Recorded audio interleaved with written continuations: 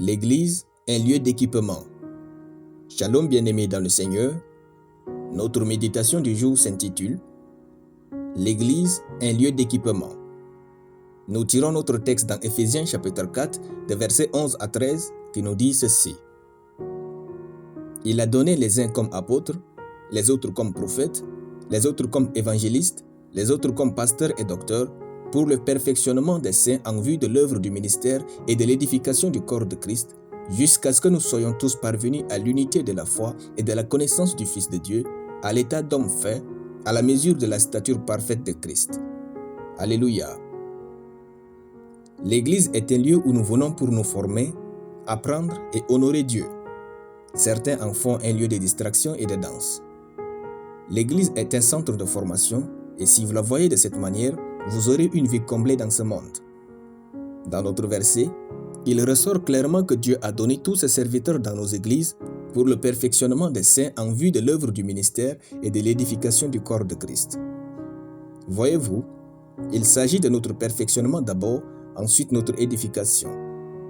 En venant donc à l'église, en plus de votre foi édifiée, apprenez comment votre pasteur parle le français ou l'anglais. Regardez vos leaders et tirez le meilleur d'eux. Ils n'ont pas le temps de vous recevoir, mais tirez plus d'eux. Apprenez des chanteurs qui servent le Seigneur. Apprenez des secrétaires et présidents de culte. Apprenez comment les couples se comportent. Apprenez de l'excellence du culte, etc.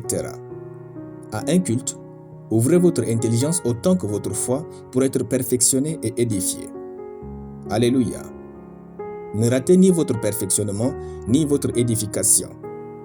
L'Église est un centre de formation d'abord, ensuite d'édification. Dernièrement, j'ai effectué un voyage très riche en expériences.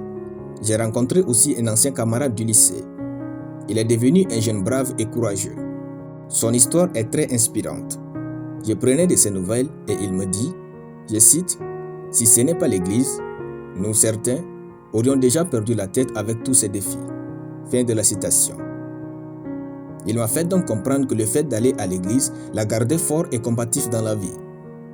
Bien-aimés, ne laissez donc pas le diable vous polluer l'esprit en vous faisant détester votre église locale. Allez à toutes les réunions et soyez-y à l'heure.